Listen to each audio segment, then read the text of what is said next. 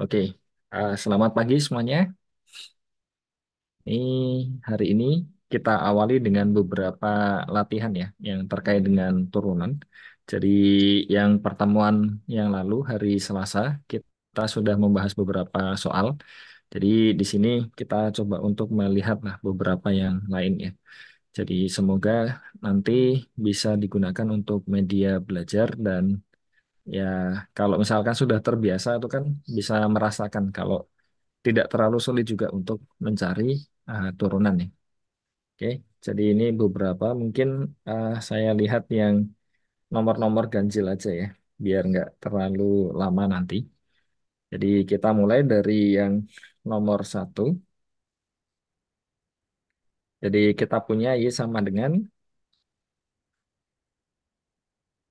satu, Y sama dengan akar dari 2X kuadrat ya.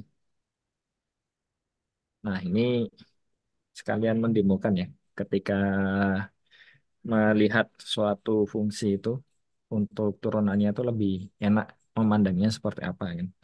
Jadi kita bisa pandang ini sebagai 2x dipangkat setengah ya. Jadi kita peroleh turunannya nanti akan jadi setengahnya turun. Ini kita punya 2x kuadrat, maaf ya kan. Ada kuadratnya di sana. Terus pangkatnya dikurang satu, ya enggak. Terus kemudian dikali dengan turunan yang di dalamnya ya. Jadi turunannya dari 2x kuadrat adalah 4x. Oke, terus kita lanjut yang nomor 3. Jadi kita punya di situ Y akan sama dengan X kuadrat dikurang satu. Pembaginya adalah X plus 4 ya, dikuadratkan. Jadi secara prinsip ini menggunakan aturan rantai juga.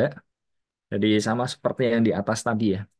Kita pandang semua yang di dalam kurung itu menjadi ya yang nanti untuk komposisinya kan.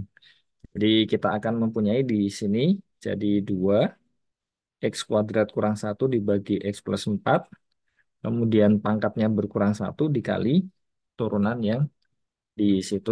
Berarti kita mempunyai bentuk pembagian nih.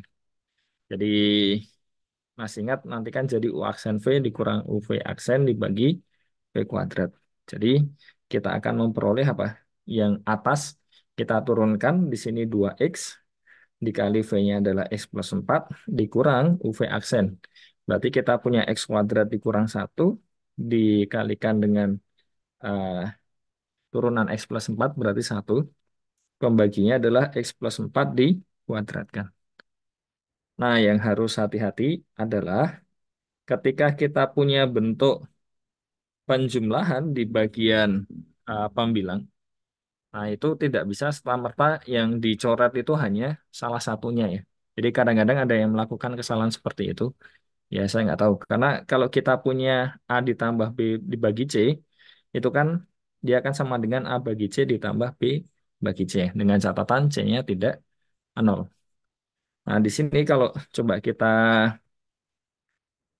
sederhanakan, berarti kita akan memperoleh apa? Ini 2x kuadrat ditambah 2x dikali 4, berarti 8x dikurang dengan x kuadrat ya. Terus kemudian masih minus-minus ditambah dengan satu ya. Pembaginya adalah X ditambah 4 dikuadratkan. Jadi kalau mau ya yang sudah cukup sederhana kan berarti ini ya, yang atas kan kita masih ada X kuadrat kurang satu. Terus kemudian 2X kuadrat dikurang X kuadrat kan jadi X kuadrat tambah 8X tambah satu. Yang ini kalau mau difaktorkan kan jadi X ditambah 4 dikuadratkan ya.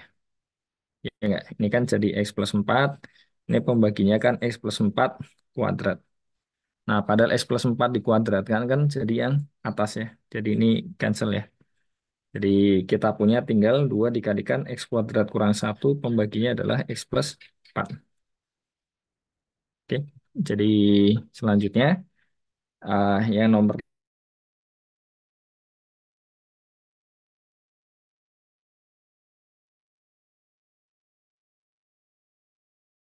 cosinus X. Nah, di sini kita punya turunannya ya prinsipnya sama ya. Jadi ini kan sebetulnya akan sama dengan sin dari kosinus X dipangkatkan 3 kan.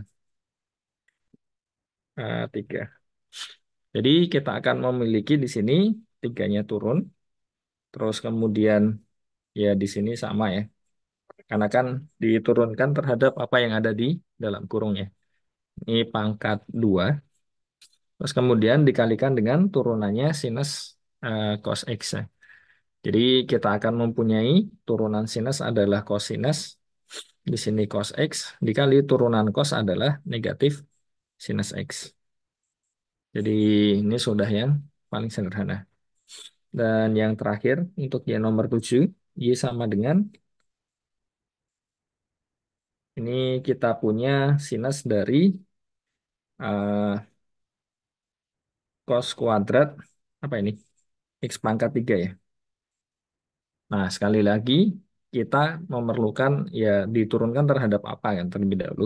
Dan otomatis ini juga kita ambil yang di dalam kurung.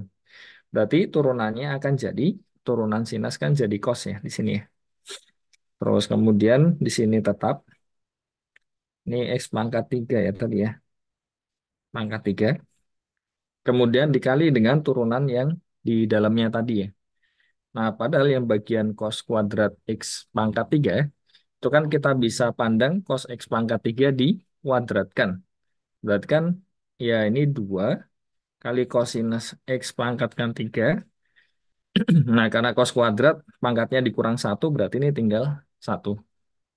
Nah, terakhir adalah kita punya turunan dari cos X pangkat 3 terhadap X pangkat 3. Berarti dia jadi negatif sinus dari eh, X pangkat 3 dikali turunan X pangkat 3 adalah 3X kuadrat. Jadi ini nanti tinggal dikumpulkan. Jadi itu beberapa yang terkait dengan turunan dan beberapa manfaatnya adalah kita bisa menggunakannya untuk mencari eh, persamaan garisnya di sini. Jadi ya salah satu aplikasinya kalau misalkan kita mau memanfaatkan untuk ini berarti kan kita ambil eh, kita akan bisa mencari turunannya ya. Jadi turunannya nanti kita peroleh y aksen di titik tersebut akan menjadi gradien garisnya. Nah, ketika garisnya itu kan sudah ada, ya.